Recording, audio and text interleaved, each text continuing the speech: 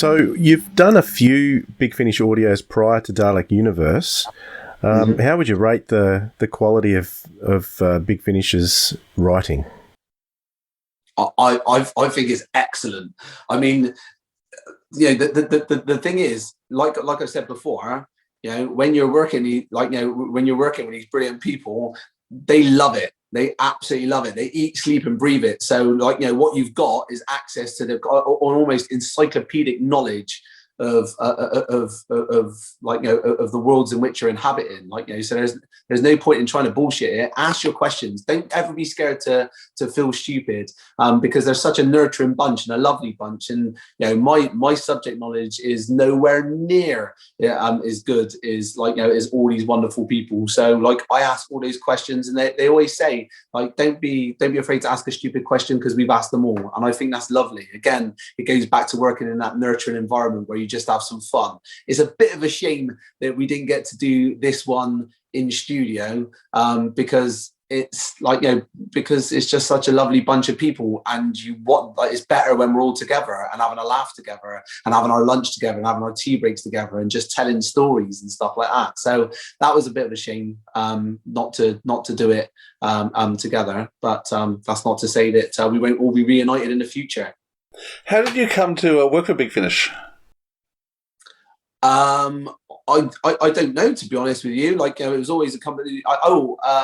There was always a company that I wanted to work for, and I was in the I was at the RDC, the radio drama company for BBC for a year, and I was lucky enough to have to got nominated for a couple of awards and things like that. And so there's a lovely lady called Tracy that I think was working with Big Finish and BBC as well. And she's an incredible actor, and I think that she might have thrown my name into the mix. And so again, it was lucky enough, right place, right time, and then I got on with everybody. Because I think the nice thing about Big Finish as well is you never ever meet anybody that you don't get along with.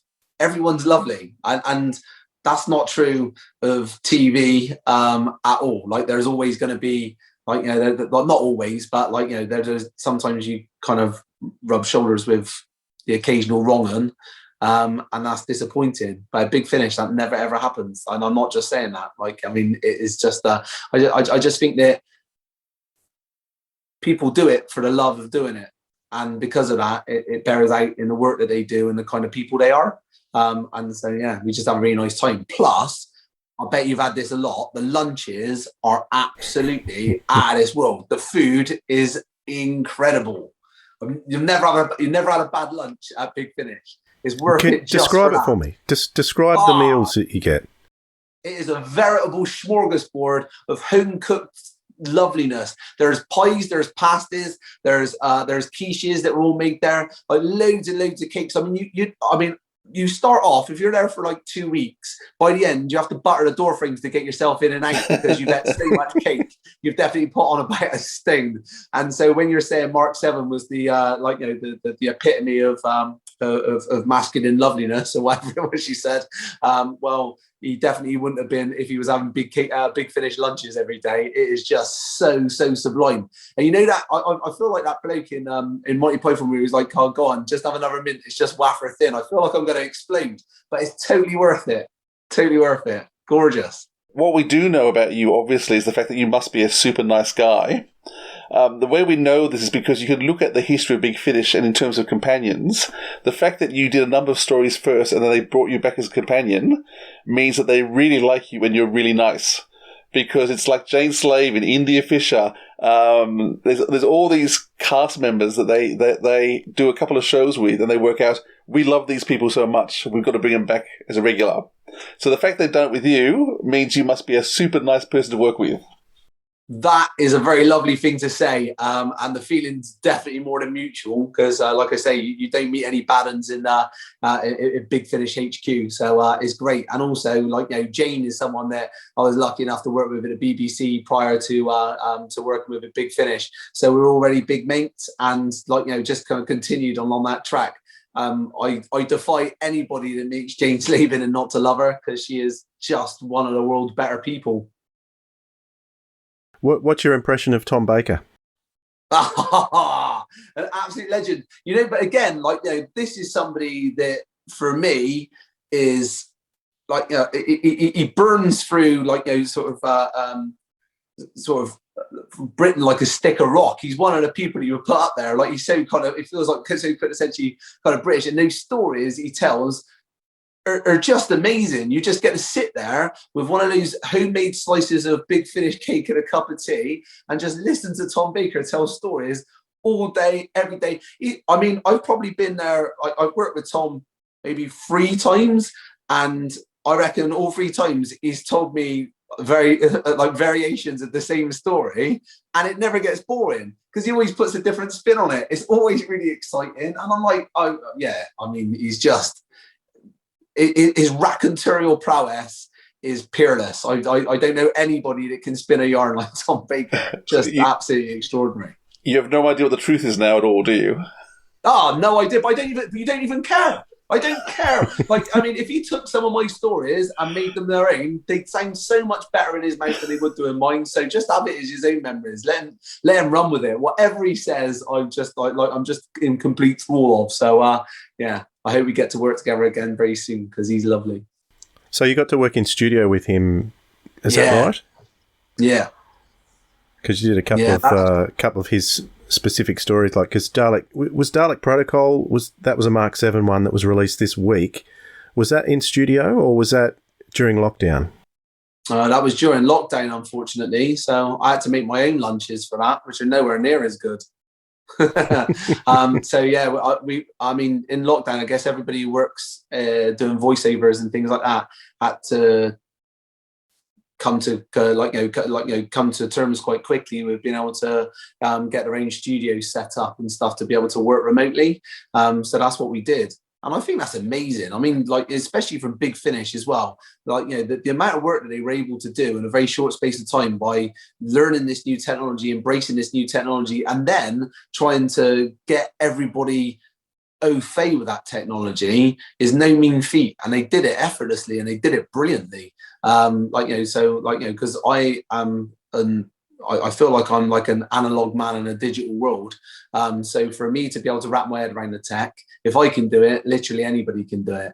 And it was nice. It was so lovely that we all knew one another though, because I think that working remotely is harder. It is harder, because you need to listen to make sure that you know everybody's voices and stuff. And if there's new actors coming on that you didn't know before, and 2 people sound quite similar, it's difficult to difficult to kind of piece it all together. But also that comes with a lot of responsibility. And I found that on Broadchurch and things like that as well, I think that if you're regulars on a show, then you don't want to be cliquey. You want to be you want to be as open as possible. So if people are coming on to do 1 day here or 2 days there, you want them to have the experience that you're having, amazing time that you're having. And I feel like people like Jane, DT, David, John, Nick, everybody like that is just so good and so mindful of that and create that kind of environment where you always just have a brilliant day.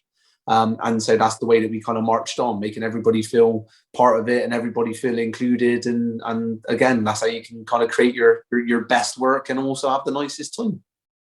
So how do you get yourself into the zone for getting into that acting day? I've got this Chinese medicine that I use to clear my throat out and to kind of lubricate my throat, especially with Big Finish stuff. There's a lot of high octane work, so you're doing a lot of shouting and moving and all that kind of thing. But also it's just going over the script again, making sure that you're aware of your notes, when all those kind of moments come.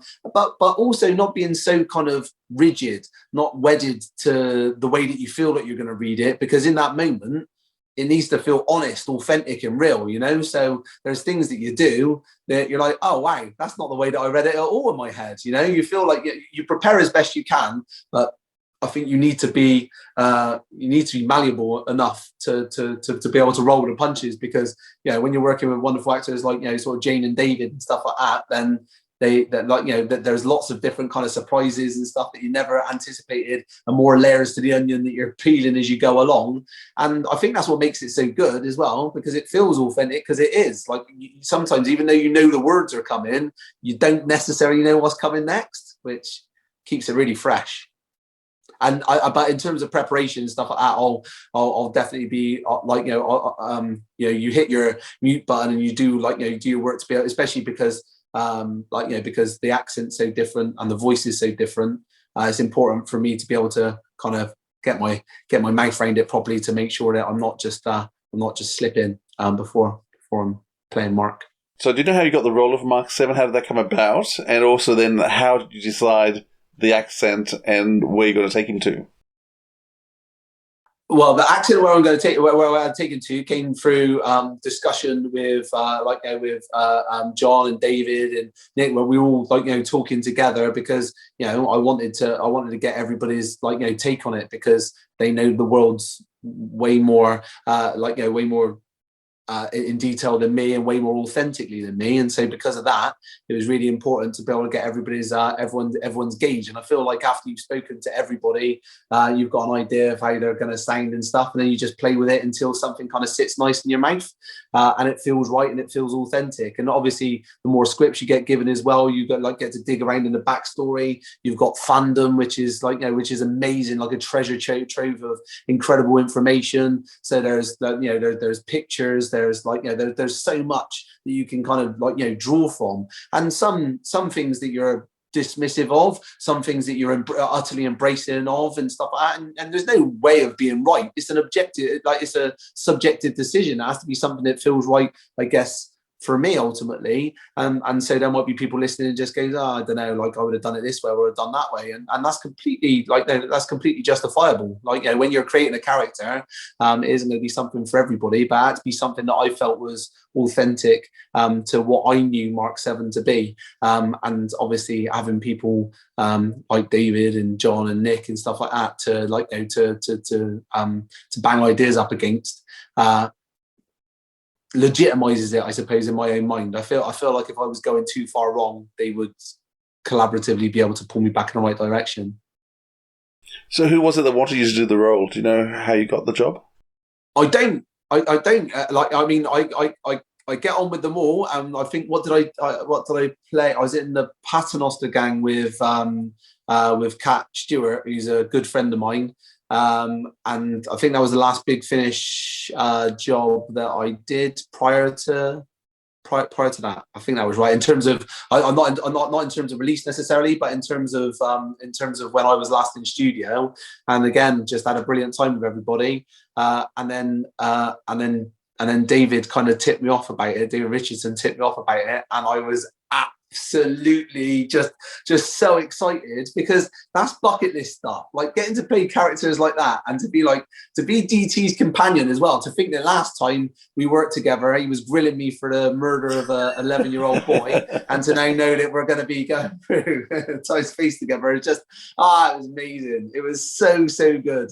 And then every little bit of it after, recording it was amazing. Then all of a sudden seeing the artwork that was coming out. I mean, that artwork is amazing. Today, I've been to the framers to get a load of the artwork framed to put up in my house, because I can't believe it. It just looks so good. I'm like, that's me.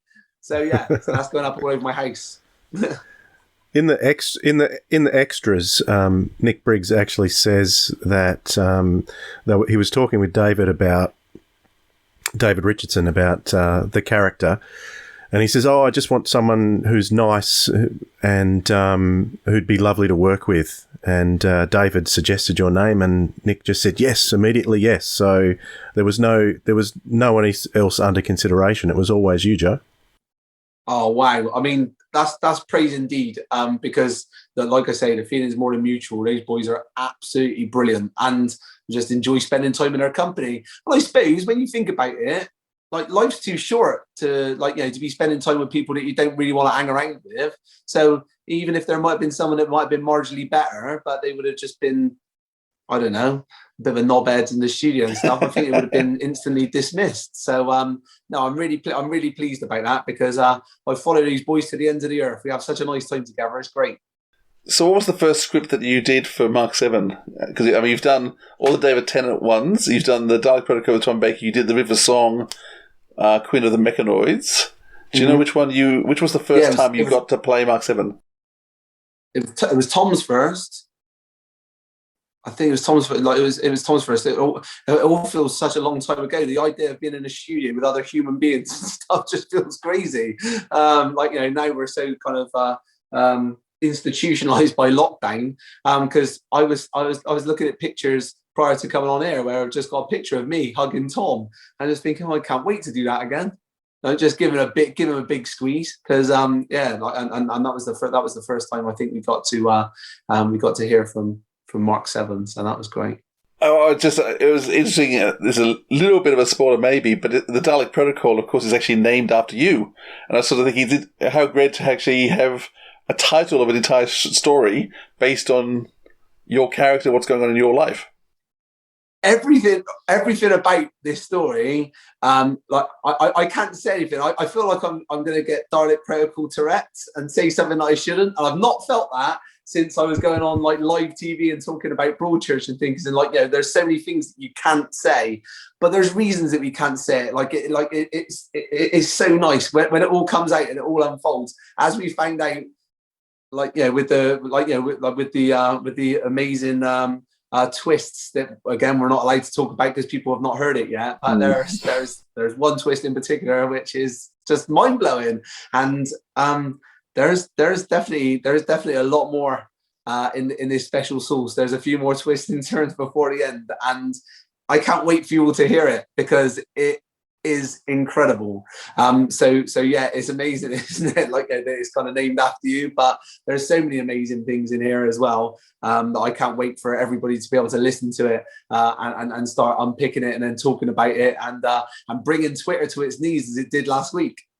Yes, I mean, I messaged John Jorney to say I could understand he's a wicked evil man with that cliffhanger. And I'm sure, and we actually had him on the program, and he told us about the fact that he'd written a cliffhanger, which he was just waiting for everyone to hear. And he couldn't tell us what it was. And of course, as soon as I listened to that episode last week, I went, this is the episode he was alluding to, because it's such a wicked, awful cliffhanger. But it's brilliant. Isn't it? Isn't it? I mean, like, you know, we were a little bit lucky, I suppose, that, like, you know, when we got it, we're going to be recording in succession, so you know what I'm making sure that I am not saying anything. Go too ahead. You know what's happening next, anyway. So, you know, it's one of those things where you just that I think is when you know you're onto something special. You know, when you're reading the script and you can't wait to, like, you know, to turn the page and just go, what's next? What's this? What's next? And if you haven't got the next episode, you're like, you know, you're on the blower to David. It's just gone, go on, send me the next one. It's not finished yet. Okay, but I've got a few questions then. Tell me this, tell me that. Like, you know, I mean, I feel like, you know, we're all fans in that direction. And when the writing's so good, like, you know, you just can't wait to hear what happens next. And yeah, I think that's gonna bear out in the listening to it as well. Did you actually get to record with Alex Kingston? Yeah, I was not in the room. No, we did that remotely as well, which is a shame, because I've never actually met her in the flesh. She's one of the few people that I've not had the privilege to have met. But you know, as I'm sure she's absolutely as lovely as she was meeting her digitally. But yeah, it'd be lovely to meet her in the flesh. But yeah, she's in America at the moment, isn't she? Isn't she based in America? Oh, yeah, maybe that's it then. Yeah, the budget's not big enough to get me flown out to the States. So yeah, I for some reason I thought she was in the UK, but I think that maybe because I heard that there was someone else in the room that had a British accent, I just assumed if two people had a British accent that they'd be in Britain. But, like, of course, we can be anywhere in the world in a minute, can't we?